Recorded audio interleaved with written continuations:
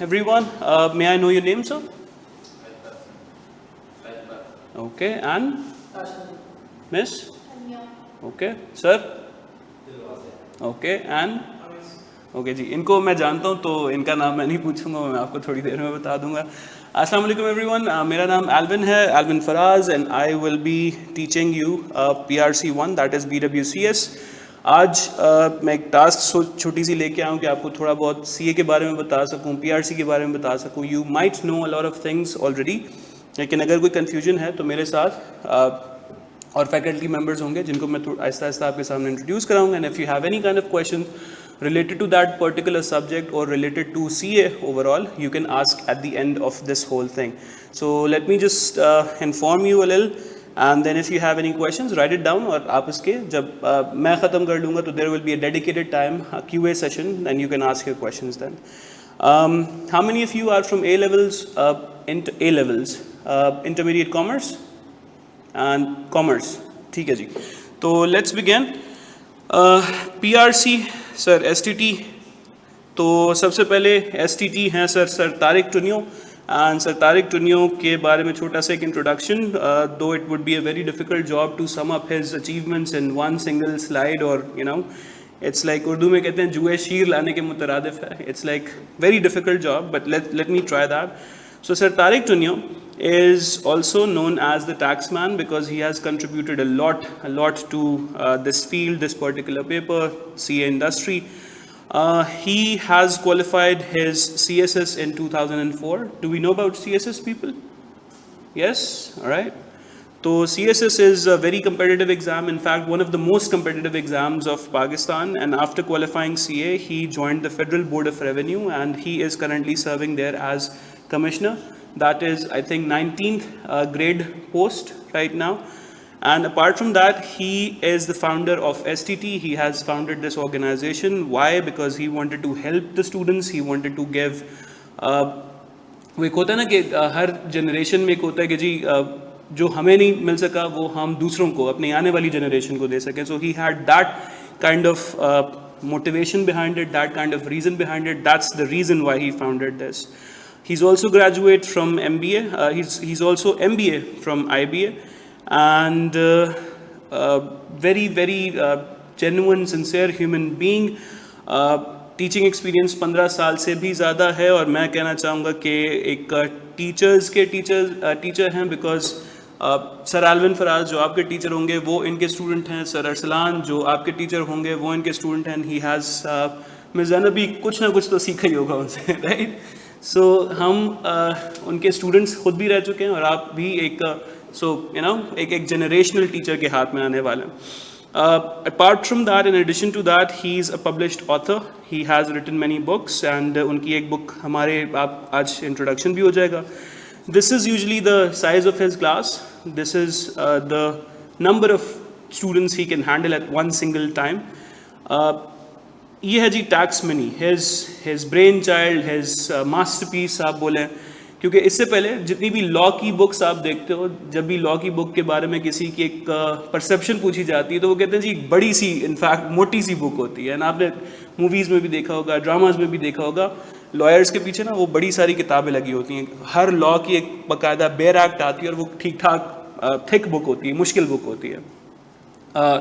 Tax भी इसी तरह की एक चीज़ है. Income tax ordinance 2001, sales tax act, जो काफ़ी हैवी बुक्स है. सर का सबसे बड़ा अचीवमेंट ये है कि उन्होंने इस बुक को पॉकेट साइज सिलेबस में कन्वर्ट कर दिया. So tax money is the size of very small hand pocket size book, जो आप कहीं पे भी लेके कभी भी जाके पढ़ सकते हैं, उसको रिवाइज कर सकते हैं. अपार्ट फ्रॉम दैट, ये जो हाइब्रिड सिस्टम आपको भी सब कुछ दिख रहा है, ये एक और सर का ब्रेन चाइल्ड था, जहाँ पर उन्होंने ना सिर्फ फिज़िकल बल्कि ऑनलाइन स्टूडेंट्स को टारगेट किया, और उसकी मदद से हम सिर्फ इस क्लास तक रीच नहीं कर रहे, हम पूरे पाकिस्तान में रीच कर रहे हैं. And in fact let me spoil the big plan for you. हमारा जो इन द पाइपलाइन प्रोजेक्ट है वो यही है कि जी हम इसको इंटीरियर और पूरे पाकिस्तान तक जो है वो एक्सपैंड कर सकें. Now sir Tariq Tunio STT is inviting you to start your journey in CA, and the very first level of CA is PRC. उसको स्टार्ट करने से पहले मैं आपको एक थिंकर के बारे में बताना चाहूँगा, and his name is Abraham Maslow. वो कहते हैं जी कि इंसान को मोटिवेट करने के लिए कुछ चीज़ें होती हैं। पैसे चाहिए होते हैं लोगों को, कुछ लोगों को गाड़ी मोटिवेट करती है, कुछ लोगों को बैंक बैलेंस मोटिवेट करता है, right? And this motivation, I think this can be extended towards your profession as well. आप सिर्फ उस प्रोफेशन में जाना चाहोगे जिसमें आपको ये सारी चीज़ें मिल रही हो, जिसमें आपको इज्जत भी मिल रही हो थोड़ी बहुत, जिसमें आपका एक सोसाइटी में स्टेटस हो। For example, many people say bureaucracy is a very good profession because it gives you all the, it gives you a certain level of respect in the society, it gives you a certain level of power in the society. But at the same time, people say that no, we don't want to do that because it does not have a good image. Again, people are divided in this regard. Same goes for acting career. पैसे बहुत ज़्यादा हैं लेकिन उनका image इतना अच्छा शायद ना हो। तो कुछ ऐसे प्रोफेशंस हैं जिनमें हम ये सारी चीज़ें एक जगह पर कर लेते हैं, right? You have a good image, you can get good money, you can get all the basic necessities. So Abraham Maslow ने क्या किया, उन्होंने इनको 5 लेवल्स पे डिवाइड किया। सबसे पहला हमारा जो मोटिवेशन फैक्टर होता है जी किसी भी प्रोफेशन को अपनाने के लिए, वो होता है कि जी क्या हमें बेसिक नेसेसिटीज़ मिल सकेंगी, क्या हमें रोटी, कपड़ा, मकान, रोज़ की रोटी, ब्रेड एंड बटर अचीव करने में मदद मिलेगी।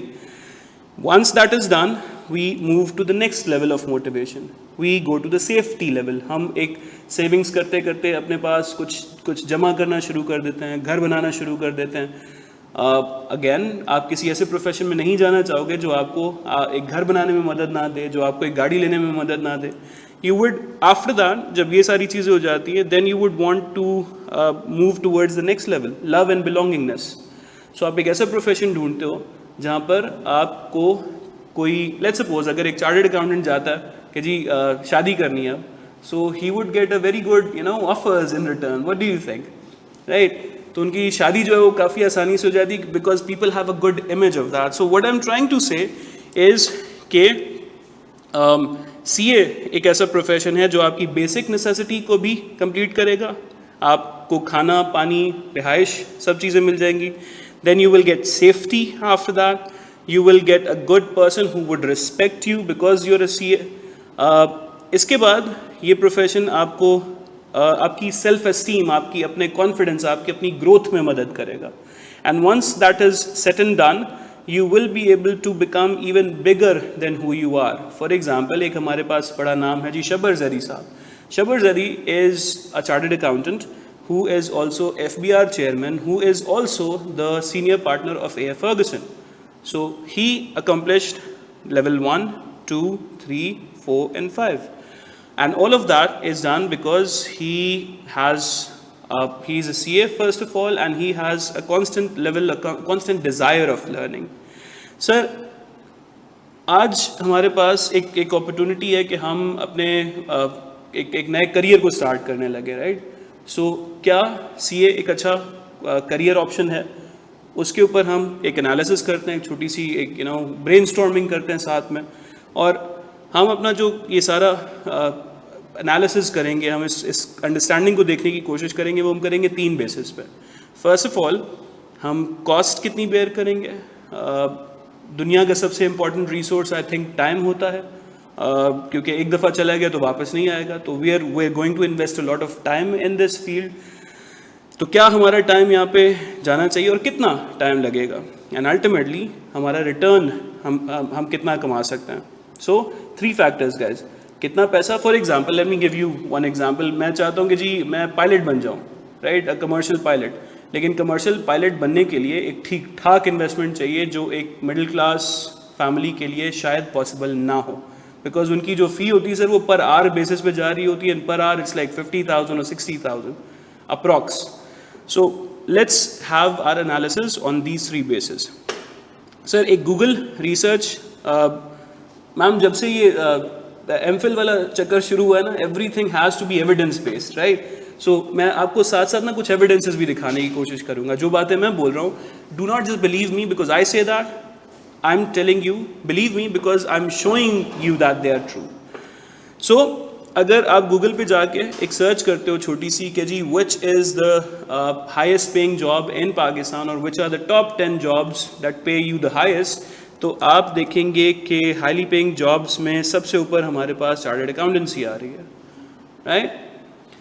सर चार्टर्ड अकाउंटेंसी के बाद हमारे पास है IT professionals, marketing manager, HR manager, you can become all of that, but if you have, अगर आप यहाँ पर बैठे हैं मेरी बात सुन रहे हैं तो मुझे ये उम्मीद है कि आप लोग जो है वो फाइनेंस में थोड़ा बहुत इंटरेस्ट रखते हैं, आप लोग अकाउंटेंसी में थोड़ा बहुत इंटरेस्ट रखते हैं। So if you want to get the best in accountancy that is CA, right. और सीए इतना अच्छा क्यों है सर? क्योंकि सीए एक ऐसी चीज़ है जो एक प्रोफेशनल क्वालिफिकेशन है। You will not just read some books and आप बुकिश नॉलेज के ज़रिए दुनिया को नहीं जीत सकते। You have to get some professional knowledge, it will give you that professional knowledge. It is at the top of the food chain, क्योंकि MBA finance, ACCA, ICMA, everyone ultimately has to report to a chartered accountant. So it is at the top of the food chain of this whole thing. Wide scope इस वजह से, क्योंकि आप मुझे बताएं जी, अगर आप एक साइंस से रिलेटेड ऑर्गेनाइजेशन को देखते हैं तो हम एक एग्जांपल लेके चलते हैं, लेट्स सपोज नासा की, तो क्या नासा के अंदर अकाउंटिंग डिपार्ट नहीं होगा? What do you think? क्या नासा के अंदर सैलरीज नहीं बन रही होंगी? क्या नासा के अंदर कॉस्ट एनालिसिस नहीं हो रहा होगा? So the point is, even at NASA we need a chartered accountant. Even at NASA we need someone to manage the accounts. Even at NASA we need someone to prepare all of those financial decisions. So it is a very very wide scope. It has a very wide scope. International recognition की बात थोड़ी देर बाद में भी करेंगे, लेकिन एक चीज़ होती है जिनको हम बोलते हैं exemptions, right? अगर मैं CA क्वालिफाई करता हूँ तो मेरा आधे से ज़्यादा ICMA क्वालिफाई हो जाता है, उसके काफ़ी सारे पेपर्स की एग्जाम्शन मुझे मिल जाती है। अगर मैं CA का सिर्फ CAF क्वालिफाई कर लेता हूँ तो मेरा PEPFA पूरे का पूरा क्वालिफाई हो जाता है। उसके कोई 12 पेपर्स होते हैं और वो 12 के 12 गायब हो जाते हैं because I have qualified CAF। Sir अगर मैं CA क्वालिफाई कर लेता हूँ तो मैं ICAEW यानी institute of cost institute of chartered accountants of Wales and England, sir उसकी मेरी सिर्फ 2 पेपर रहते हैं, सिर्फ टैक्स और लॉ का, and I get that certification as well. So what I am trying to say is that CA is not just recognised in Pakistan, CA is recognised all over the world. आपको यहाँ बैठे बैठे पाकिस्तान छोड़ के जाने का जो एक मंसूबा आजकल हर कोई बना रहा है, you can achieve that right after getting this. Hands on experience कैसे मिलता है सर? हम यहाँ पर कुछ पढ़ेंगे और उसी चीज़ की प्रैक्टिस आने वाले 3 सालों में, 3.5 सालों में एक ऑडिट फर्म में जाके किया करेंगे। सर स्ट्रॉन्ग करियर प्रोस्पेक्टस हैं, अर्निंग पोटेंशियल काफ़ी अच्छा है जिसको हम थोड़ी देर में डिटेल में देखेंगे, and it's a well rounded qualification. Moving on, हमने देखना है जी हमारी एलिजिबिलिटी क्राइटेरिया क्या है। तो आपने मुझे बताना जी, आप सब लोग इंटरमीडिएट क्वालिफाइड हैं almost? Yes, online students, Anas भाई इंटरमीडिएट क्वालिफाइड हैं? ये बिल्कुल सही है। और अगर आपने इंटरमीडिएट में 60% मार्क्स लिए हैं then you can easily come to this field. Do we have 60% और above? Guys talk to me. Yes, okay, waiting for result. Sir अगर आप बैचलर्स किए हुए हैं तो आपको चाहिए 45 marks, 45% marks, and if you have done A levels madam then you need 3 passes. I hope that you have that, right? That's very good. So if you have done this, you are most welcome to start your CA journey, and आपको सबसे पहले मिलेंगे पहला level which is called PRC. PRC में होते हैं कितने paper बच्चों? 5. How many? सब साथ में बोलेंगे प्लीज? 5 पेपर्स। 5 papers sir. इसको क्वालिफाई करने के बाद हमारे पास आता है CAF में होते हैं total 8 papers plus we will have a hands on course certification, यानी हमने यहाँ पर 2 अप्लाइड एजुकेशनल सब्जेक्ट्स देखना है। सर आफ्टर दिस आपकी सबसे पहले स्टार्ट होगी आपकी articleship, and right with that articleship simultaneously आप अपना CFAP के कितने पेपर्स देंगे? 6 पेपर्स देंगे।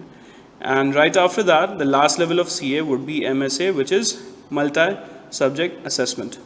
सही? सो 5, 8, 6 and 2. So total how many papers do we have? You need to be good at calculating things if you want to join this profession. 21. Thank you very much. Sir ये है हमारा source document, सही है?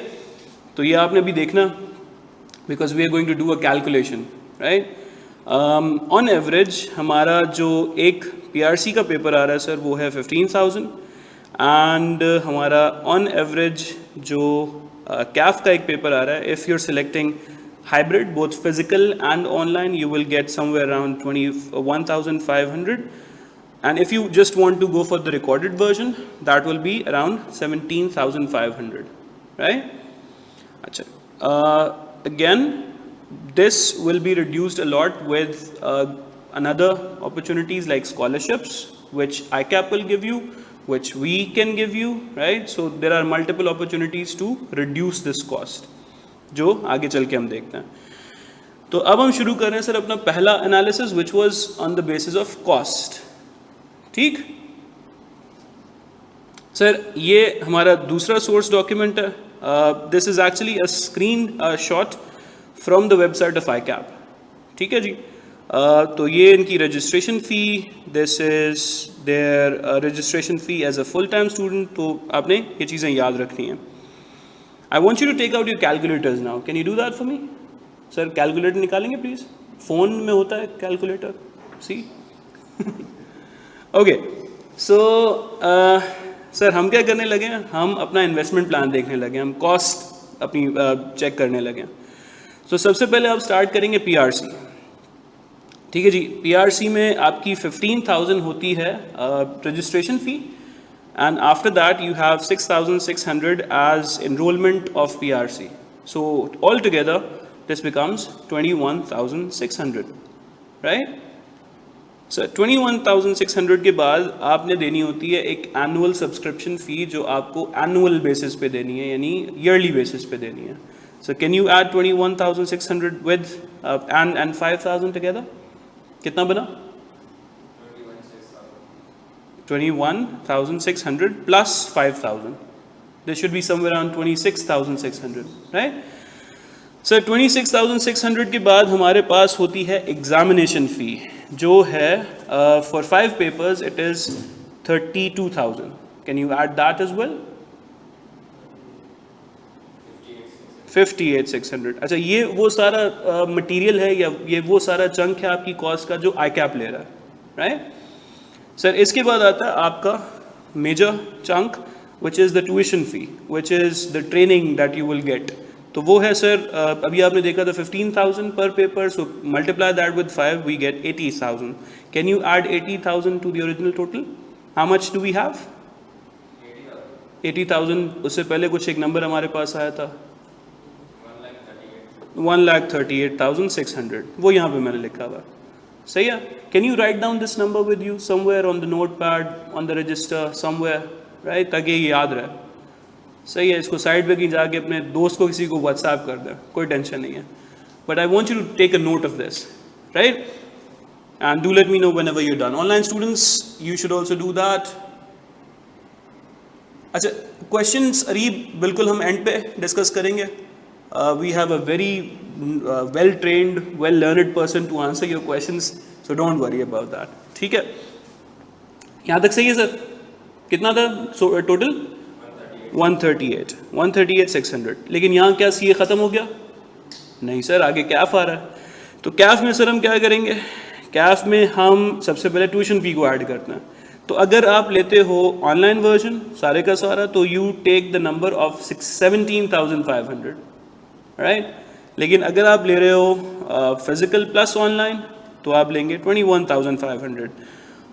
जो भी आप लेना चाह रहे हैं उसके हिसाब से अपना उस डिजिट को ऐड कर लें जी। इट्स आइदर 140 और 172, क्या लेके चल रहे हैं? 172 या 140? लेट्स गो विद 172, तब ताकि हम एक दफ़ा ना एग्जैजरेट करके देख लेंगे हम ज़्यादा कितने पैसे लगा रहे हैं। ठीक है जी, 172,500। इसके बाद सर हमारी एग्जामिनेशन फ़ी आती है 3,000 फॉर एवरी एडिशनल पेपर। तो ये हम करेंगे कितनी दफ़ा सर? मल्टीप्लाई विद 8, क्योंकि कितने पेपर्स हैं? 8 पेपर्स हैं। सही है, करें सर। और जो भी इसका टोटल आएगा उसको 172 में ऐड करें। डन? कहाँ खड़े हैं हम लोग? नहीं, पहले 3,000 इंटू 8,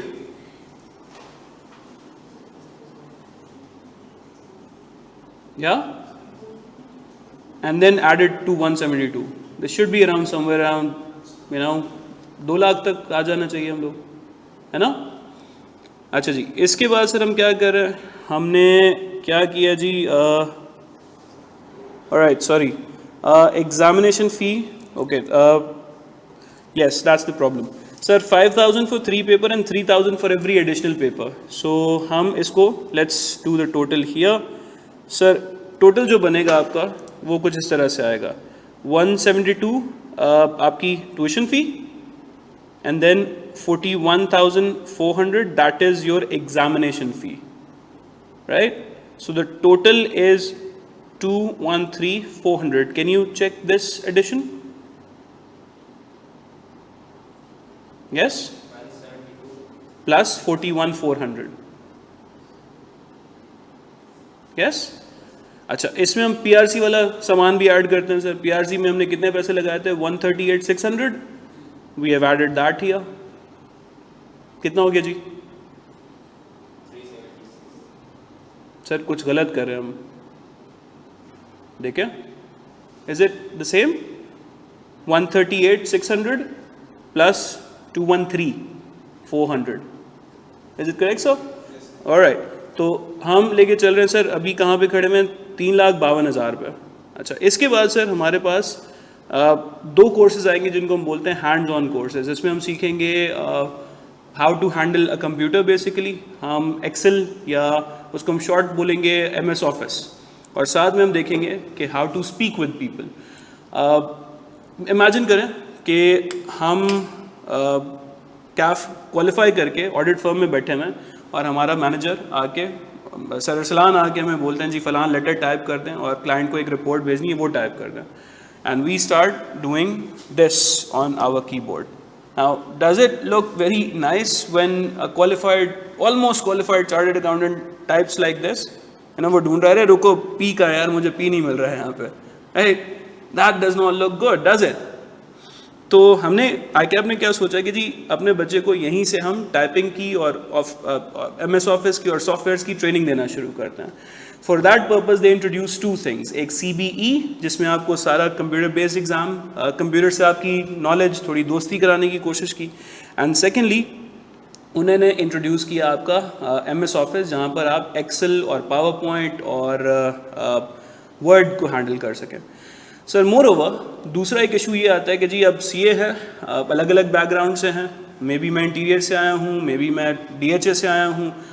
सर एक इशू ये नज़र में आया कि मुझसे ना पब्लिक के सामने फिर बात नहीं होती है as a CA student, because I am so good, I have so much knowledge to share, but publicly मुझसे बात नहीं हो पाती है. So keeping that in mind they introduced a course which is called PPE. इसमें आप audience के सामने आते हो और आप उनसे बात करते हो, राइट? सो ये हैंड्स ऑन कोर्सेज करने के बाद हमने अभी तक दिए सर 372,000, राइट? ये नंबर अपने पास लिखेंगे प्लीज़, 3,72,000. सर लेट्स सपोज मैं कोई 1 या 2 दफ़ा फेल भी हो गया, लेट्स सपोज. सर मैंने 1 पेपर दोबारा से दिया, 2 पेपर दोबारा से दिए, सर मैक्सिमम मैं 4 लाख तक आ गया, राइट? तो 4 लाख का एस्टिमेट बना के रखना अपने पास. Sir can you write this number down? So what we are investing so far is 400,000.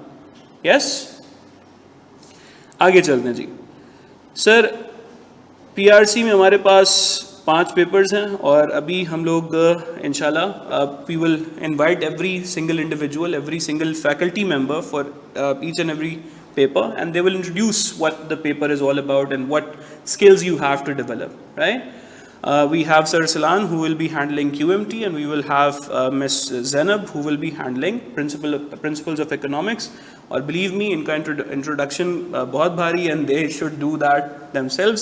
And moving on, जब हम ये कर लेंगे तो हमारे पास आएगी एक चीज़ जिसको हम बोलते हैं CAF, and CAF has these papers, sir. and we have professionals from for every single paper from the industry. हम किसी एक simple professor को जिसको सिर्फ books पढ़ के एक knowledge है, we are not asking that person to teach you, we are asking a professional to do that. For example, हमारे पास जो financial accounting, cost accounting, financial accounting 2 ये पढ़ाने के लिए जो लोग आ रहे हैं सर, वो चार्टर्ड अकाउंटेंट्स हैं, वो एक्चुअली इंडस्ट्री में काम करते हैं, और जो टैक्स पढ़ाने के लिए आ रहे हैं वो है एक tax commissioner.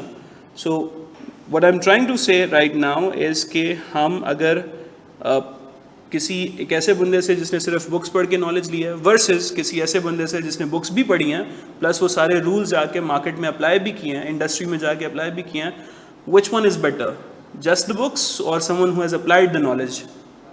Applied the knowledge, obviously. It's a rhetorical question, but yes.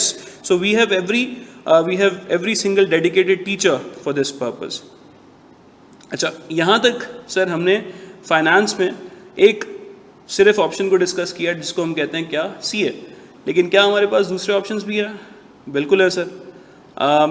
Option number 1 is BCom, जिसको हम आजकल बोलते हैं ADC, I believe. Yes. Sir ADC हो रहा है, BCom हो रहा है 2 साल में, और उसकी वैल्यू सिर्फ इस हद तक है कि वो एक डिग्री है. अगर आप फ्यूचर में जाके कोई गवर्नमेंट जॉब के लिए अप्लाई करना चाहेंगे तो फिर उसके लिए वो ज़रूरी होगा, क्योंकि you need at least 14 years of education, right? Otherwise कोई प्राइवेट सेक्टर में, कोई फाइनेंस सेक्टर में कोई बहुत ज़्यादा वैल्यू हमें उस कोर्स की, उस डिग्री की नहीं दिखती है. We have another option, we have BBA, we have MBA. BBA can be done from LUMS and IBA, which will cost a lot. उसकी ठीक ठाक फी होगी, अभी देखेंगे.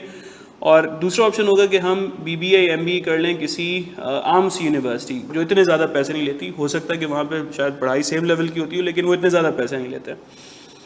Third option is ACCA. ACCA की अच्छा है जी, the plus points is that papers थोड़े से कम है, लेकिन the most negative point is कि उसके अंदर फ़ी आपकी जाती है सर पाउंड्स में. Do we know how much the pound is right now? 300, 200, 350 तक है. So 350 multiplied into 100 pounds or 150 pounds for some papers. It's like really expensive as compared to CA. Sir आखिरी option हमारे पास finance के अंदर बचता है जी CA, जिसको अभी तक हमने कितने यूज़ किए हैं, 4 लाख रुपए. और इसके साथ साथ सर हमारे पास एक अच्छी रिस्पेक्टेबल क्वालिफिकेशन भी आ जाती है. To prove my point again, ये सर हमारा एक इकरा यूनिवर्सिटी की वेबसाइट है और उनके फ़ी स्ट्रक्चर का एक स्क्रीनशॉट है. सर एक क्रेडिट आर जो ये पढ़ा रहे हैं सर वो है 4,410 रेट पर क्रेडिट आर. और अगर आप BBA देखते हो यहाँ पर, तो BBA में हमें क्रेडिट आवर्स रिक्वायर्ड हैं 136. सर 136 के साथ ज़रा मल्टीप्लाई करें 6,510. Can you do that? Sir once again 6,510 multiplied by 136. What's the number? कोई बताएगा? कोई भी बता दे.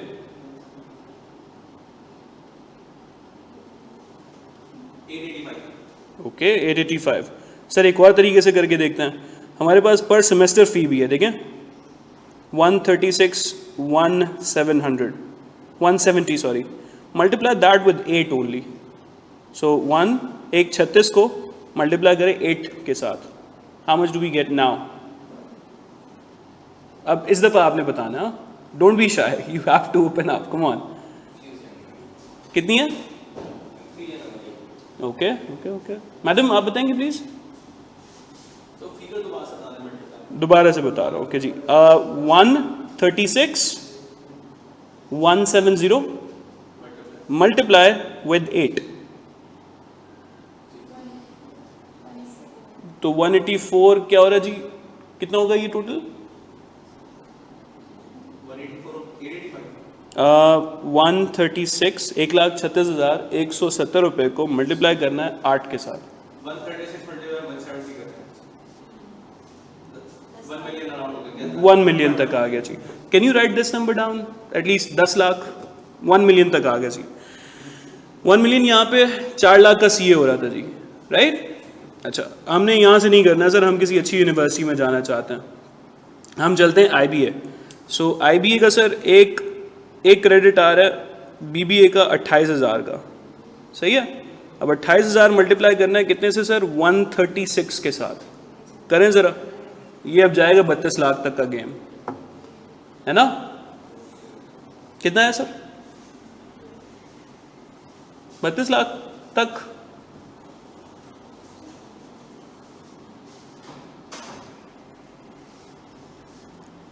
Come on बच्चों, once again 28,000 multiply into 136, माशाल्लाह 38 लाख की गेम हो गई जी। 40 लाख तक हम पहुंच गए। सो 40 लाख वर्सेस 10 लाख वर्सेस 4 लाख अभी तक का जो हमारा सेटअप है। 4 लाख किसके थे? सीए के। 10 लाख था सर इकरा से अगर बीबीए करते हैं जाके, और अगर आईबीए से करना है तो फिर हमें 40 लाख की फिगर अपने दिमाग में रखनी है। तो if I am quoting it correctly, क्या सीए बीबीए के 10% कॉस्ट में हो रहा, राइट? Around, good sir. तो हमें क्या समझ आया कि जी कॉस्ट के हिसाब से तो ये फेवरेबल ऑप्शन है, लेकिन एक और चक्कर भी है, उसको हम कहते हैं स्टाइपेंड। स्टाइपेंड क्या होता है जी? स्टाइपेंड होता है कि आप कैफ क्वालिफाई करेंगे, और कैफ क्वालिफाई करने के बाद आपको फ़ौरन कुछ ऑडिट फर्म्स हायर करती हैं जो आपको ट्रेनिंग कराती हैं, और ट्रेनिंग कराने के लिए वो आपको कुछ फ़ी देती हैं, कुछ इनकरेजमेंट देती हैं। एक तरह की आपकी पॉकेट मनी स्टार्ट होती है, not a salary, your pocket money. तो सर अगर आप 22,000 अगर आप बिल्कुल कैफ क्वालिफाई करके जाते हैं ऑडिट फर्म में, तो आपको मिलते हैं वहाँ पे 22,600 रुपये, और आपको ये करना होता है 42 महीने यानी 3.5 ईयर्स तक, सही है? सो आपने कितने लगाए थे बच्चों? 4 lakh, and you are recovering 9 lakh, बल्कि 9.5 लाख, सही है? सो कितने का बेनिफिट हो गया सर? 5 लाख से ऊपर, राइट? अच्छा, लेकिन मैं फिर से सवाल पूछ रहा हूँ आपसे कि क्या आप कैफ करके वहीं रुक जाएंगे या और पेपर भी क्वालिफाई करेंगे? हाँ, और भी करेंगे सर, पक्की बात है, पूछ रहे हैं, बता रहे हैं, और भी करेंगे। सो और भी जब क्वालिफाई करेंगे तो सर हमारे पहले 3 पेपर क्वालिफाई करते हैं हम 1.5 साल के बाद, 1 साल के बाद we are eligible, we can actually attempt other papers. तो हम क्या करते हैं, हमारा स्टाइपेंड थोड़ा सा बढ़ जाता है और हम 30,700 लेना शुरू कर देते हैं, और अगर हम यहीं पे भी रुक जाते हैं तो ये काम हमें करना होगा 24 महीने तक, यानी 2 साल तक। सर अगर ये भी करते हैं तो हमें कितनी रिकवरी हो जाती है? 736,000। वंस अगेन, क्या हम ये करके फिर से रुक जाएंगे या सीफैप क्लियर करने की कोशिश करेंगे? सोच रहे हैं या नहीं करेंगे सर? करेंगे ना?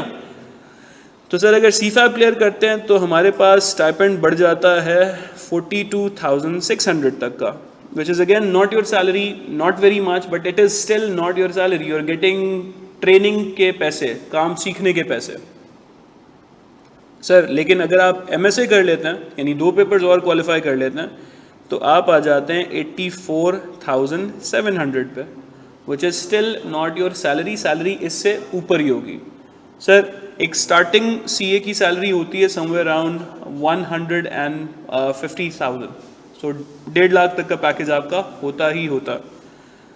सर कुछ बातें याद रखनी है,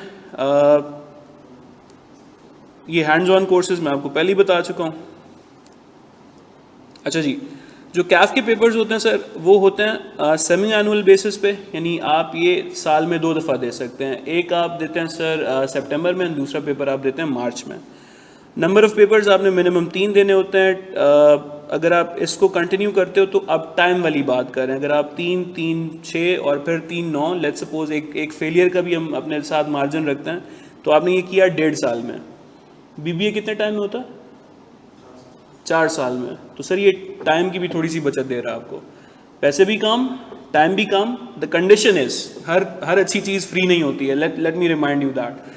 कंडीशन सिर्फ इतनी सी है कि आपने जब यहाँ पे आना है तो you have to be dedicated, you have to give your 100% to it, otherwise आप ना यहाँ के रहेंगे ना वहाँ के रहेंगे, सही है। फिर आपको ना सारी उम्र एक होता रहेगा कि यार काश सीए कर लेता, काश सीए कर लेता। सो to avoid that, what I ask you, what everyone will ask you is to give your 100% to this, to make this your first priority, right?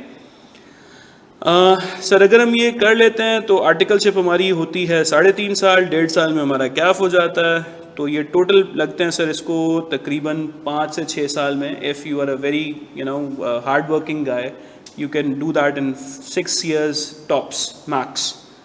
Sir इसके बाद कुछ इंट्रोडक्शन आपको देना चाहूँगा अबाउट एवरी सिंगल टीचर। तो मेरा नाम Alvin है sir, Alvin Faraz is the name, and I will be handling your PRC1।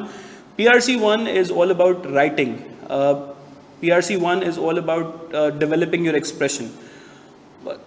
Kaif में जब आप आते हैं, बेसिकली PRC का फुल फॉर्म होता है जी प्री रिक्विजिट कॉम्पिटेंसीज। ये एक ऐसा पोर्शन है जो आपको तैयार करता है कैफ के लिए, सही है। कैफ में कुछ पेपर्स होते हैं जिनमें आपको हार्डकोर कैलकुलेशन करनी पड़ती है, उनके लिए आपको सरसलान तैयार करेंगे। सर कुछ ऐसे पेपर्स होते हैं जिनमें आपको लिखना पड़ता है, आपको अपने आंसर को कंपोज करना पड़ता है। उस पेपर्स में आते हैं टैक्सेशन, उन पेपर्स में आते हैं आपका लॉज के दोनों पेपर, उसमें आपका ऑडिटिंग आ जाता है। सो अगर कैफ को रफली देखें तो 4 पेपर्स ऐसे हैं जिसमें आपने लिखना, 4 पेपर ऐसे हैं जिसमें आपने कैलकुलेशंस करनी है। तो PRC1 is like the founding stepstone of that। आपको यहाँ पर बेसिक ट्रेनिंग मिलती है कि आप अपने आइडियाज़ को ड्राफ्ट कैसे करोगे, आप लिखना कैसे सीखोगे। सेकेंडली PRC में सारे पेपर्स जो हैं, कंग्रेचुलेशंस, वो सारे के सारे MCQ बेस्ड होते हैं, लेकिन मैं कहता हूँ PRC1 एक वाहिद पेपर है जहाँ पे एक्चुअली आपको टाइपिंग करनी पड़ेगी। So this also teaches you how to operate a computer properly. Miss Zainab का पेपर बहुत इंपॉर्टेंट है, क्वांटिटेटिव मेथड्स बहुत इंपॉर्टेंट हैं, क्योंकि ये दोनों पेपर्स आपको एक अच्छा इकोनॉमिक्स आपका दिमाग खोल देता है, बिल्कुल आपको समझ आता है कि पैसा आ कहाँ से रहा और पैसा जाएगा कैसे। क्वांटिटेटिव मेथड्स आपको सिखाता है डिसीजन मेकिंग स्किल्स। और इससे पहले कि मैं अच्छा जी, तो एक शॉर्ट इंट्रोडक्शन ले लेते हैं। वैसे तो सर एल्विन ने काफ़ी कुछ बोल दिया है, इतना कुछ बचा नहीं है, लेकिन ये कि मेरा नाम जैनब है और क्वालिफ़िकेशन के लिहाज से अगर मैं बात करूँ तो इकनॉमिक्स एक ऐसा सब्जेक्ट है जिसमें मेरी स्पेशलाइजेशन है, यानी I have done masters in economics and अल्हम्दुलिल्लाह I am double gold medallist. Further अभी मैं इकनॉमिक्स इतनी मज़े की लगती है मुझे कि मुझे दिल करता है कि पढ़ती रहूँ इकनॉमिक्स के हवाले से। तो अभी मैं फ़र्दर MPhil कर रही हूँ इकनॉमिक्स में और इट्स अबाउट टू कंप्लीट, मतलब जस्ट थीसिस वर्क रह गया है, ऑलमोस्ट कंप्लीट हो गया है मेरा, और आगे अगर अल्लाह ने चाहा तो PhD की तरफ जाएंगे। तो इकनॉमिक्स बताने का मकसद ये है कि जो सब्जेक्ट जो है वो आपको मैं पढ़ाऊँगी उसमें मेरी स्पेशलाइजेशन है, ठीक है। अब थोड़ा बात कर लेते हैं इकनॉमिक्स के हवाले से। आप लोगों को कुछ आइडिया है सब्जेक्ट का कि इकनॉमिक्स सुना है कुछ इकनॉमिक्स के हवाले से? कॉमर्स बैकग्राउंड से हो आप लोग तीनों कॉमर्स बैकग्राउंड से हो? अच्छा, ऑनलाइन स्टूडेंट्स? हाँ जी। इकनॉमिक्स से क्या अभी तक आपने सीखा है? इकनॉमिक्स में क्या पढ़ते हैं हम, क्या आइडिया है इकनॉमिक्स के हवाले से?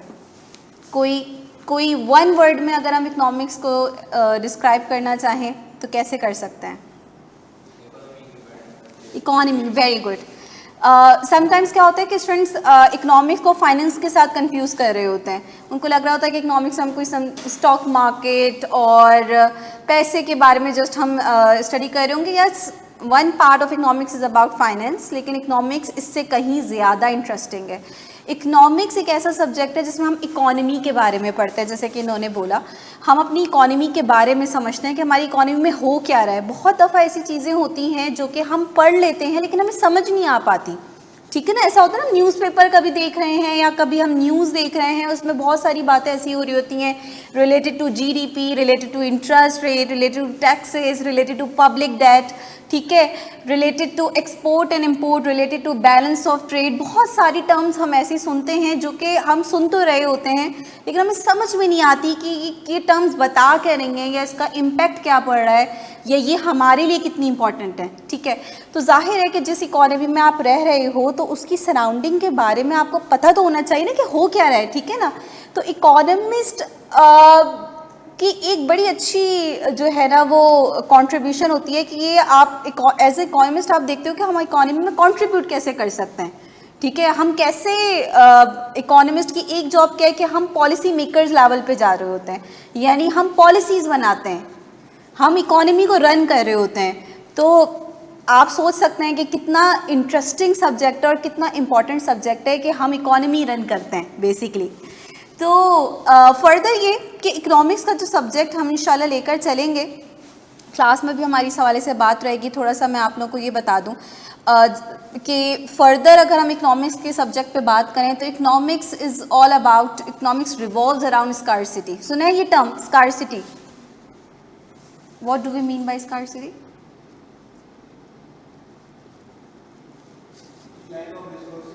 Lack of resources, limited resources. जैसे कि सर एल्विन ने कहा कि भाई टाइम एक बड़ा लिमिटेड रिसोर्स है।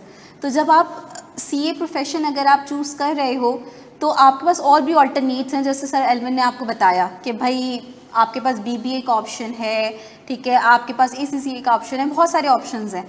लेकिन उन्होंने साथ ही साथ क्या किया, उन सारे ऑल्टरनेट्स की आपको कंपेयर करके दिखाया कि भाई विच वन इज़ बेटर, ठीक है ना। तो एक एज एन इकोनॉमिस्ट भी हम यही काम कर रहे होते हैं। हम देखते हैं कि यार टाइम फ्री नहीं है, हमारी कोई चीज़ फ्री नहीं है, ठीक है, हर रिसोर्स क्या है हमारे पास लिमिटेड है।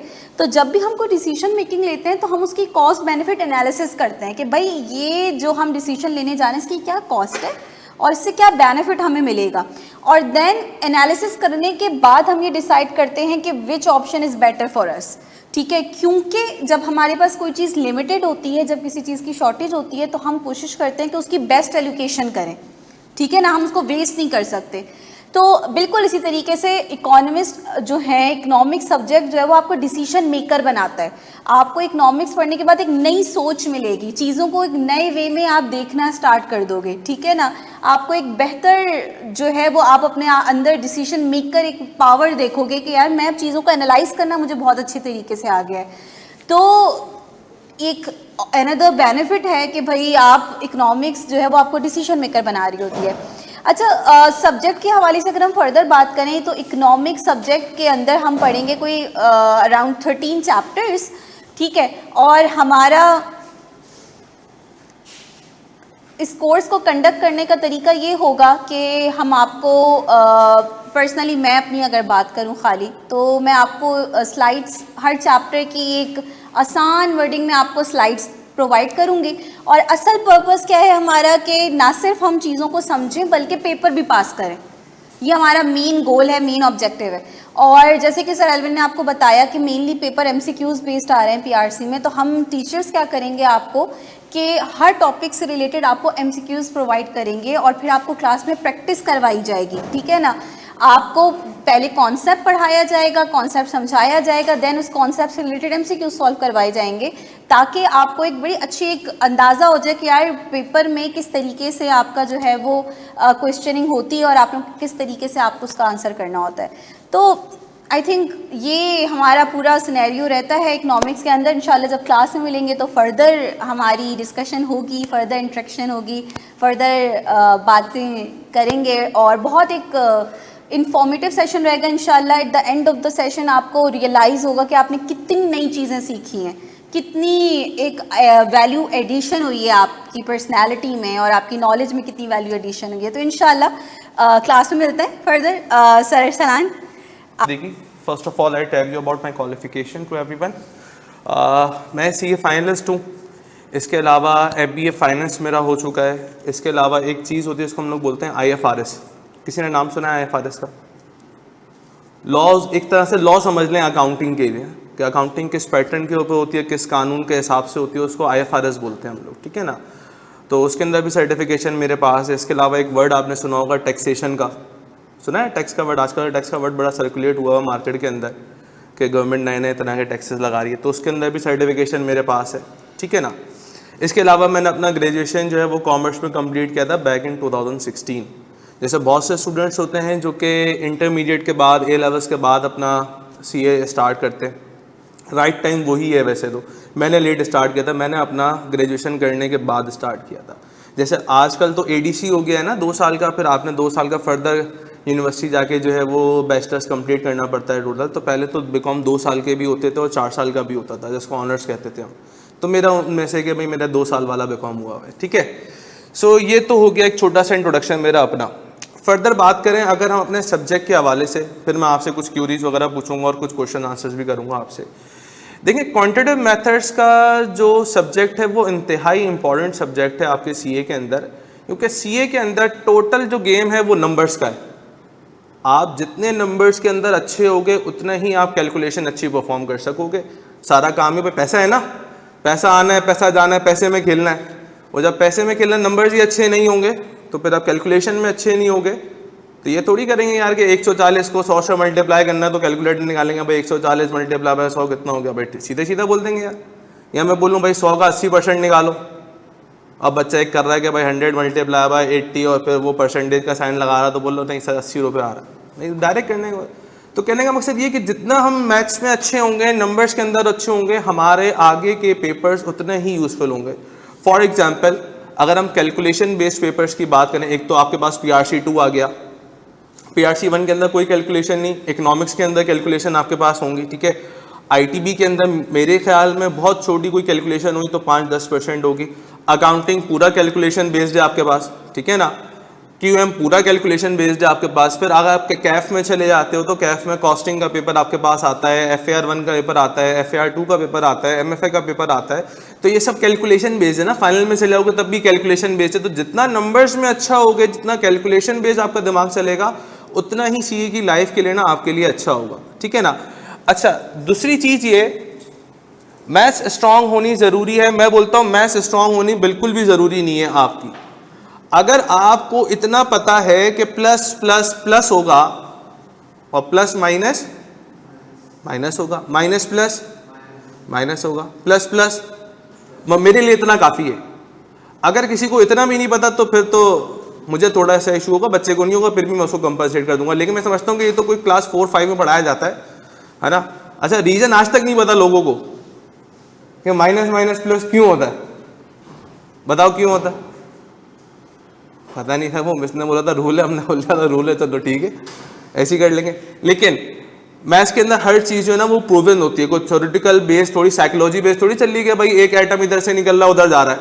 अब मैं केमिस्ट्री का लेक्चर देख रहा था, अब वो टीचर बता रहा है कि बेटा ये इलेक्ट्रॉन है, ये इसके ऑर्बिट शेल के अंदर घूम रहा है और फिर ये यहाँ से निकला उधर हाइड्रोजन के पास चला गया। अब ये बात तो नजर भी तो आए ना मुझे, है भाई, ये बात नजर भी तो आए। अब आप कहते हैं भाई सुई की नोक के ऊपर 1 लाख एटम है, वो मुझे तो सुई की नोक ही सही से नजर नहीं आ रही, मैं 1 लाख किधर देखूंगा सही से, आ रही मेरी बात में। तो ऐसी चीजें हमारे पास सीए के अंदर नहीं होती। सीए के अंदर टोटल जो चीजें होंगी आपके पास वो प्रैक्टिकल बेस्ड होंगी, लॉजिक बेस्ड होंगी। इवन कि क्यूएम के अंदर भी एक एक टॉपिक, जो सिंगल टॉपिक हम पढ़ते हैं उसका हमारी फील्ड से क्या ताल्लुक है वो तक मैं आपको बताऊंगा।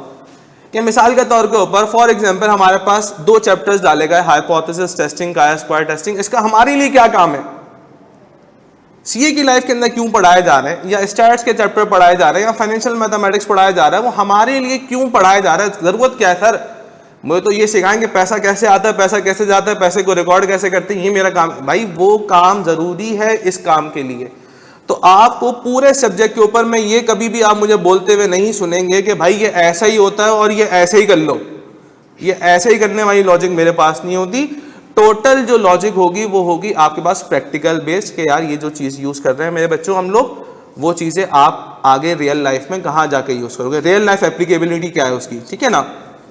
अच्छा, फिर दूसरी चीज ये आती है कि नंबर्स में ना बहुत सारे लोगों को इश्यूज आते हैं। वो इस तरीके से आते हैं कि बच्चा जो सामने बैठा हुआ था वो डिफरेंट माइंडसेट का बच्चा बैठा हुआ है। फॉर एग्जांपल इंटरमीडिएट का कोई बच्चा है क्लास में, इंटरमीडिएट इंजीनियरिंग का कोई भी नहीं है, मेडिकल का कोई है, मेडिकल का भी कोई नहीं है, कॉमर्स के कितने हैं, 1 2 3, साइंस, ओके, तुम्हारा उम्र ए लेवल कॉमर्स। तो अब भाई डिफरेंट माइंड सेट है, ए लेवल कॉमर्स का बच्चा भी है, इंटर कॉमर्स का बच्चा भी है, ए लेवल साइंस का बच्चा भी है, किसी की मैथ्स अच्छी है, किसी की ठीक ठाक है, किसी की तो बिल्कुल ही गई गुजरी है। तो अब डिफरेंट माइंड सेट का बच्चा बैठा हुआ है ना। तो अब क्लास में ये टीचर की रिस्पॉन्सिबिलिटी होती है कि सारे बच्चों को एक पेस के ऊपर लेके चले। मेरे लिए सिर्फ इतनी नॉलेज आपकी काफ़ी है कि प्लस प्लस प्लस बोलो, प्लस माइनस माइनस बोलो। हाँ, माइनस माइनस माइनस बोलोगे तो फिर मेरे लिए इशू है। भाई ये कैसे होता है माइनस माइनस माइनस, ठीक है ना, माइनस माइनस प्लस ही होता है। तो कहने का मकसद ये कि इतनी बेसिक अंडरस्टैंडिंग होगी तो हमारा क्लास का सर्वाइवल जो है ना वो बहुत अच्छा हो जाएगा। दूसरी चीज़ ये कि टॉपिक की अगर हम बात करें क्यूएम के अंदर, तो भाई टेक्निकल सब्जेक्ट है, बेसिक से लेके चलना है एडवांस लेवल तक। अच्छा, कुछ चीज़ें ऐसी होती हैं जो कि स्टूडेंट्स को ना गाइड नहीं की जाती। आई डोंट नो कि उसका रीज़न क्या होता है कि कुछ सब्जेक्ट्स, कुछ चैप्टर्स ऐसे हैं जो कि बेसिक हैं और कुछ चैप्टर्स ऐसे हैं जो कि टेक्निकल हैं। कुछ एरियाज ऐसे हैं जो कि आसान हैं, उनके ऊपर टाइम ज़्यादा इन्वेस्ट किया जाता है रेदर देन के जो इंपॉर्टेंट चैप्टर्स हैं उनके ऊपर टाइम लगाया जाए।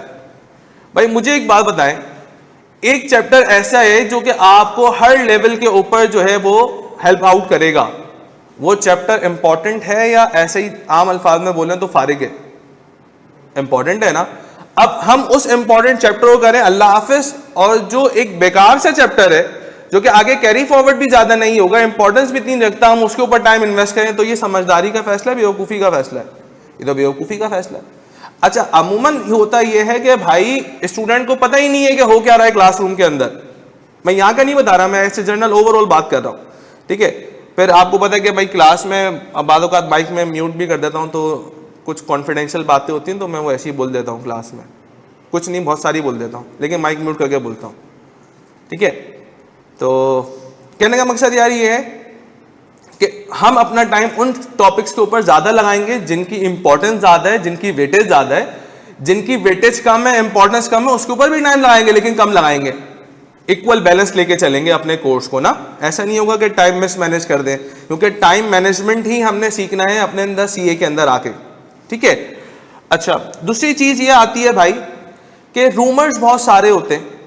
रूमर्स किस तरीके के, जब भी आप सीए के अंदर क्वालिफाई आप एडमिशन ले तो बोलते हो यार पास नहीं होता बच्चा, फेल बहुत होता है, और ना टीचर्स अच्छा नहीं पढ़ाते, या जो भी है XYZ बातें, जिसमें सबसे कॉमन बात होती है कि भाई पेपर आईकेप ज़बरदस्ती रोकता है, पेपर आईकेप जानबूझ के फेल करता है। बहुत सारी बातें ये भी आती है सुनने में। भाई मुझे एक बात बताएं, उमर नाम का एक बच्चा है हमारी क्लास में पेपर दे रहा है, आईकेप का एग्जामिनर उमर को पर्सनली जानता है या नहीं जानता है? भाई जानता है? नहीं जानता। या ये बच्चा हमारे पास बैठा आईकेप का एग्जामिनर इसको पर्सनली जानता है? नहीं जानता। कोई खानदानी दुश्मनी चल रही है आपस में पुरानी पास के अंदर, नहीं परदादा ने इधर दादा की मुर्गियां चुरा ली थी तो उसमें खानदानी दुश्मनी चल है, नहीं है ना ऐसा। आईकेप का एक क्राइटेरिया भाई, इस क्राइटेरिया के ऊपर आओगे तो पास, इस क्राइटेरिया से नहीं आओगे तो फिर दोबारा आओ। भाई प्रोफेशनल बॉडी है ना, मजाक थोड़ी खेल रहा हूं मैं इंटर बोर्ड की तरह या दूसरे बोर्ड्स की तरह जो है वो तफरी थोड़ी कर रहा हूँ। यहाँ पे प्रोफेशनली काम सीख रहे हैं। जो उस लाइन पर पूरा आएगा वो पास, जो नहीं आएगा वो फेल। अच्छा पता है क्या होता है, बच्चा जब फेल होता है, फेल होने की बात इसलिए कर रहा हूँ क्योंकि आप लोग ज्यादा बातें सुनेंगे फेल होने की, पास होने की बात इतनी नहीं सुनेंगे, मार्किंग इतनी फेल होने की सुनेंगे। जब बच्चा फेल हो रहा होता है तो कभी भी वो अपनी गलती एनालिसिस नहीं करता कि मेरा अगर पेपर रुका है तो क्यों रुका, रीजन क्या है। वो सीधा सीधा बोलता है भाई टीचर ने अच्छा नहीं पढ़ाया था। ये क्या बात होगा, अगर टीचर ने अच्छा नहीं पढ़ाया होता, फॉर एग्जांपल अगर मैंने अच्छा नहीं पढ़ाया होता, मैं जैनब ने अच्छा नहीं पढ़ाया होता, या कोई भी एक स्टूडेंट ने अच्छा नहीं पढ़ाया होता, भाई तो तुम फेल होगा, तुम्हारा दोस्त तो पास हो गया ना। टीचर ने दोनों को पढ़ाया क्लास के अंदर। अच्छा दोनों ही तुम प्री मेडिकल के थे या दोनों ही कॉमर्स के थे, माइंडसेट भी दोनों का था, लेकिन बंदे बंदे में फर्क है या नहीं है। उसने तैयारी अच्छी करी, आपने तैयारी अच्छी नहीं करी। जो फॉर ग्रांटेड लेगा ना बंदा चीज़ों को कि नहीं यार ये तो हो जाएगा या ये कर लेंगे या देखा जाएगा, तो ये देखा जाएगा या हो जाएगा या कर लेंगे, ऐसे बच्चों का सीए नहीं होता। ये सिर्फ बातें ही करेंगे और बातें आके टाइम वेस्ट करेंगे और चले जाएंगे, ठीक है ना। तो कहने का मकसद ये है कि हमेशा हमारी अप्रोच जो ये होनी चाहिए ना, सीखने वाली अप्रोच होनी चाहिए। कभी भी हम ये अप्रोच नहीं रखेंगे कि यार ये चीज़ हमें आती है तो फिर घर बैठ जाओ, भाई ज़रूरत नहीं है, डायरेक्ट पेपर देने चले जाना, है ना।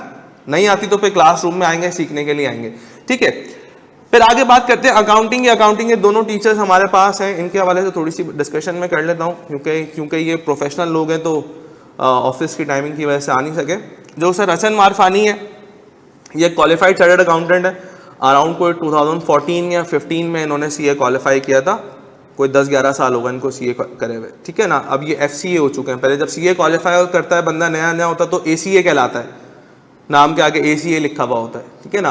फिर जब उसको अराउंड कोई इंडस्ट्री प्रैक्टिस के अंदर या क्वालिफाई हुए कोई 10 साल गुजर जाते हैं तो उसको जो है वो FCA का टैग मिल जाता है। तो हसन मारफानी को जो है अराउंड कोई 10 साल हो चुके हैं और ये बैंक इस्लामी के अंदर, बैंक इस्लामी का नाम सुना है ना, बैंक इस्लामी के अंदर ये सीनियर वाइस प्रेसिडेंट है, SVP, ठीक है।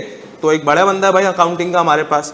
दूसरा चीज़ हमारे पास सर अली अमानुल्लाह है। अच्छा सर हसन मारफानी जो है वो इंट्रोडक्शन टू अकाउंटिंग का एरिया भी देखेंगे, FAR 1 का एरिया भी देखेंगे, FAR 2 का एरिया भी देखेंगे, जो हमारे पास कैफ के सब्जेक्ट हैं, ठीक है ना।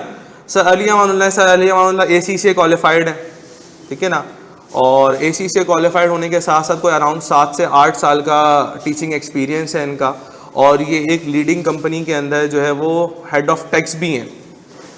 तो टैक्स की बातें तुम्हें कुछ ना कुछ इनसे भी सीखने को मिलेंगी मार्केट की, ठीक है। वैसे तो ज़रूरत नहीं पड़ेगी सरदारी की, तुम्हें इतनी सारी बातें बता देंगे कि टैक्स की क्या क्या होती हैं, ठीक है ना।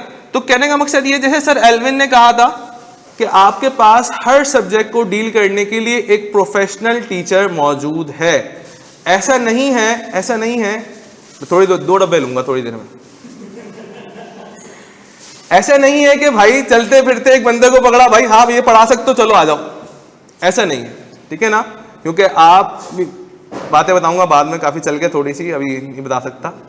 तो ये नहीं होगा आपके बाद कि भाई हाँ ये आता है चल मेरा भाई आजा पढ़ा लें, यार ये अवेश ये पढ़ा दो यार ये आ जाओ, नहीं। इंग्लिश जिसका काम वो है ना, जिसका काम उसी को सांझे, ऐसी कोई एग्जाम्पल है या नहीं है भाई। अगर मैं मिसाल के तौर के ऊपर मैथ्स और अकाउंटिंग ही पढ़ाता हूं तो मैं मैथ्स अकाउंटिंग ही पढ़ाऊंगा ना, मैं लॉ क्यों पढ़ाऊंगा भाई। लॉ पढ़ाने के लिए दूसरा प्रोफेशनल हायर करेंगे ना, टैक्स पढ़ाने के लिए टैक्स का प्रोफेशनल हायर करेंगे, एक अकाउंटिंग वाले से टैक्स पढ़वा दें, सवाल ही पैदा नहीं होता। या मिसाल के तौर के ऊपर भाई सर एल्विन है, सर एल्विन जो है ना इंग्लिश की नॉलेज बहुत ब्रॉड है सर की, ठीक है ना। आई डोंट नो सर की टैक्स की या लॉ की नॉलेज कैसी है। या मिसाल के तौर के ऊपर टैक्स की नॉलेज भी सर की ठीक ठाक है।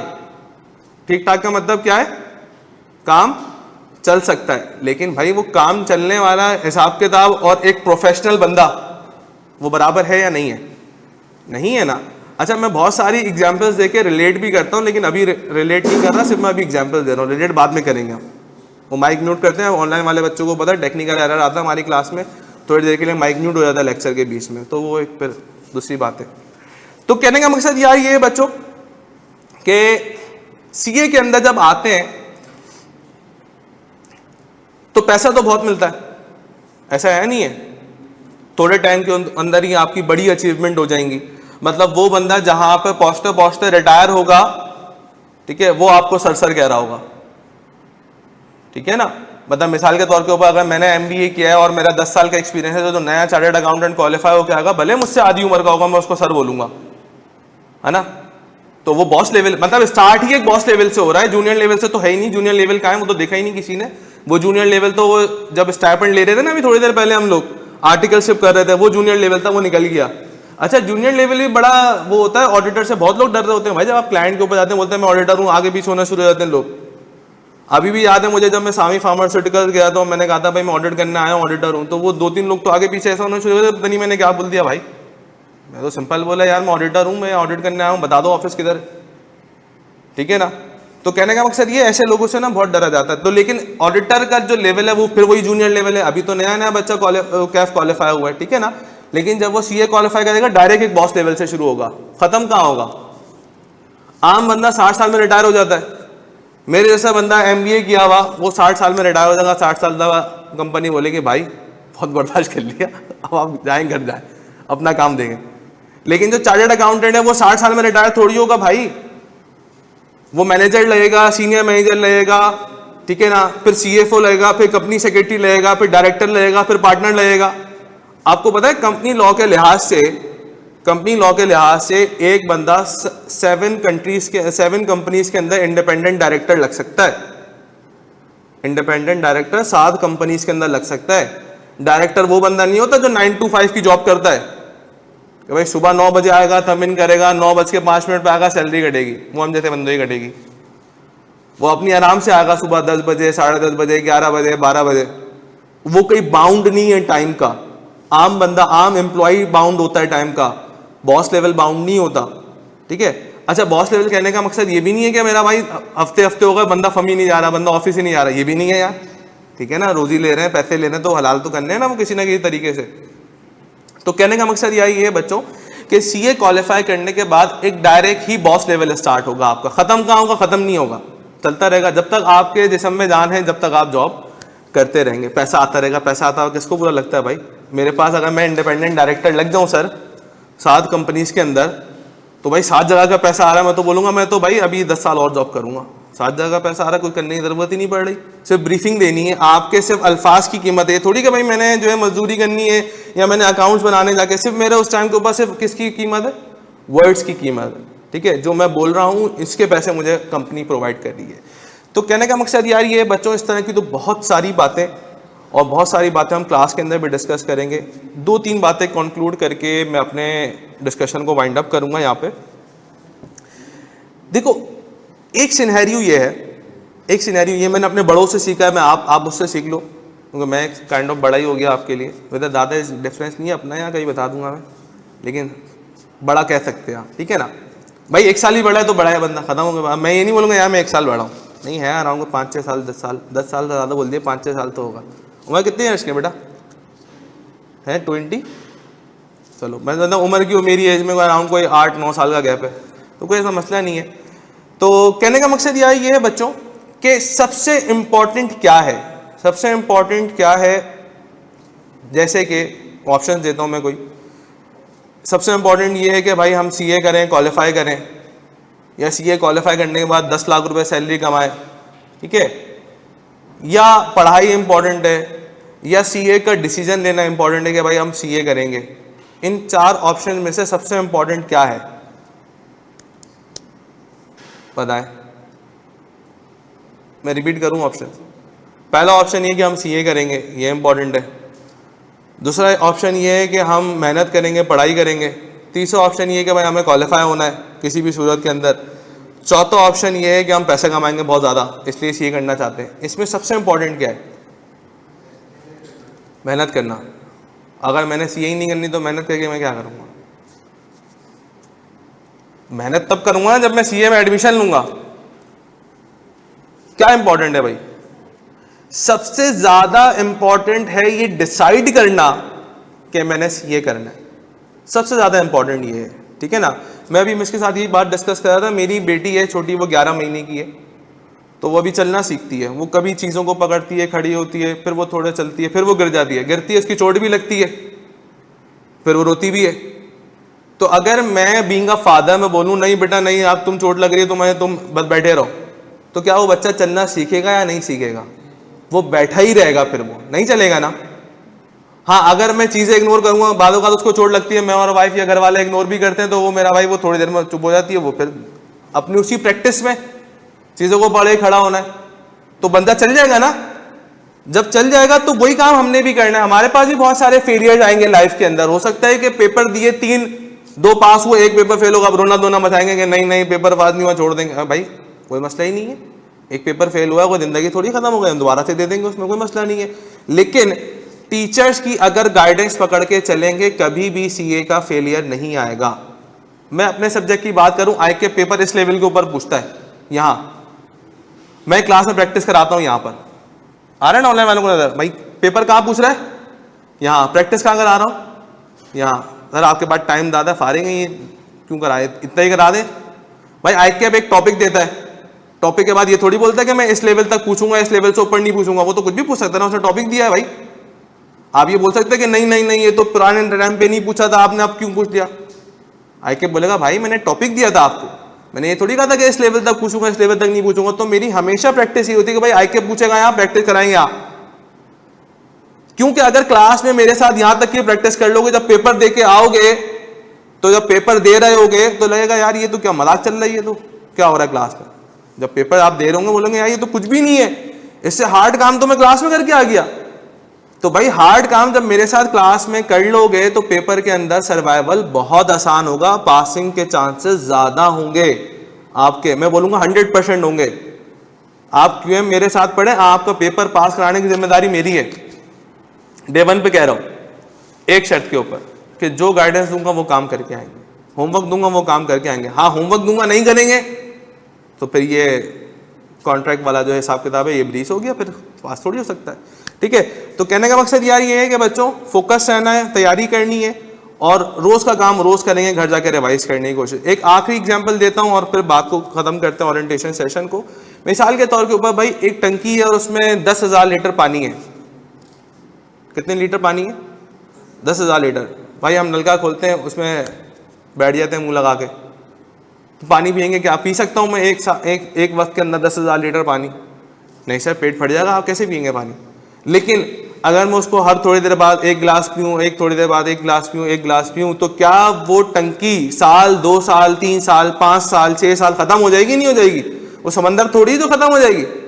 तो इसी तरीके से सीए भी आपके पास एक समंदर है 5.5 साल का, एक वक्त में नहीं होगा।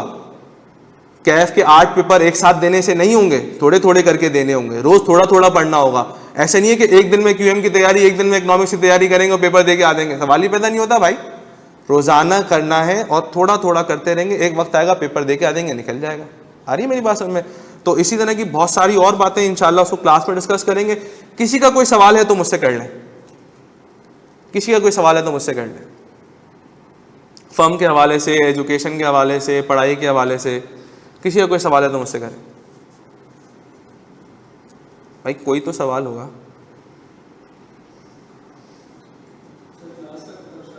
क्लासेस कब से स्टार्ट होंगी? अच्छा, क्लासेस जो है वो अराउंड कोई सैटरडे या मंडे। मंडे सही है। सैटरडे को थोड़ा छुट्टी चलो कर लेंगे, मंडे को क्लासेस शेड्यूल करते हैं, ठीक है। और शेड्यूल आपका वही व्हाट्सएप ग्रुप के ऊपर आ जाएगा। व्हाट्सएप ग्रुप के ऊपर आप आ चुके होंगे मेरे ख्याल में। अराउंड कोई 1 वीक तक डेमो क्लासेस होती हैं, ठीक है। मंडे टू फ्राइडे तक on an average demo classes चलेंगे। उसके बाद डेमो क्लासेस इसलिए होती हैं ताकि आप मुझे जान लें, मैं आपको जान लूँ, ठीक है ना, थोड़ी अंडरस्टैंडिंग डेवलप हो जाए हमारी, ठीक है। वो इंशाल्लाह हर टीचर के साथ आपकी पहली क्लास में हो जाएगी, मसला नहीं है। तो लेकिन फिर भी 1 हफ्ते का टाइम देते हैं कि आप अपना डिसीजन ले लें वाइसली ना। और उसके बाद जो होगा वो रजिस्टर्ड स्टूडेंट्स बेनिफिट लेगा सारी चीज़ों के। 1 वीक तक सबको अलाउंगे डेमो क्लासेस। और किसी का कोई सवाल? अच्छा, एग्जेम्पशन का एक सवाल ये आता है, आईकेप एग्जेम्पशन देता है आपको ना पेपर्स के ऊपर। फॉर एग्जाम्पल इंटर कॉमर्स वाला है, उसका अकाउंटिंग एग्जेम्प्ट होगा। अकाउंटिंग एग्जेम्प्ट होने का जो क्राइटेरिया है वो ये है कि आपका intermediate first year second year combine intermediate आपका 70% होनी चाहिए। पहला क्राइटेरिया क्या है? 70% होनी चाहिए किसमें? इंटर के अंदर। और अकाउंटिंग उस रेलेवेंट सब्जेक्ट में 75% आपके मार्क्स होने चाहिए फर्स्ट ईयर सेकेंड ईयर के मिला के। अब एक बच्चा है जिसके 75% सब्जेक्ट वाला क्राइटेरिया फुलफिल हो रहा है, लेकिन उसकी टोटल जो परसेंटेज है वो 65 है। तो जब पहला क्राइटेरिया फुलफिल नहीं हो रहा तो सेकंड क्राइटेरिया तो बाद में आएगा ना। पहला फुलफिल होगा तो सेकंड पे आऊंगा, पहला ही नहीं होगा तो एग्जेम्पशन नहीं मिलेगी। बाद औक़ात बहुत से बच्चे ऐसे होते हैं जो कि एग्जेम्पशन के चक्कर के अंदर क्लासेस नहीं लेते कि सर हमारा तो एग्जाम हो जाएगा। किसी से सुन लिया, हाँ इंटर कॉमर्स से अकाउंटिंग एग्जाम हो जाएगा, बस चलो।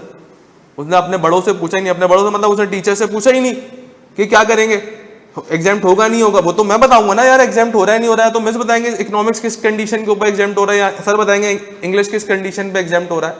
जैसे मैंने अकाउंटिंग का आपको बता दिया, क्यूएम तो किसी हाल में एग्जाम नहीं होगा अनटिल एंड अनलेस आप ए लेवल्स के और फर्दर मैथ्स आपने दिया वो, तो क्यूएम एग्जाम नहीं होना, ये मजबूरी है, आपने मेरे जैसे बंदे को झेलना है यहाँ पे, ठीक है ना।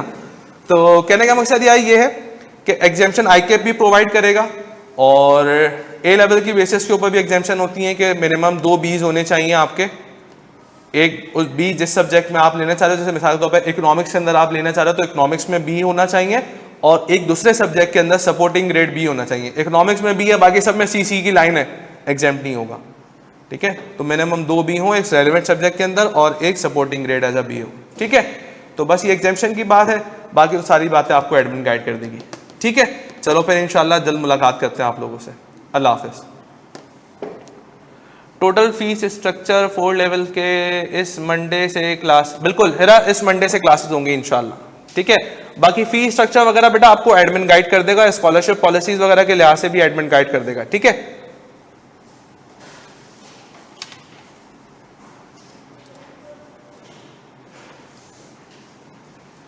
चले बेटा इंशाल्लाह फिर आप लोगों से मंडे को मुलाकात करते हैं। अल्लाह हाफिज।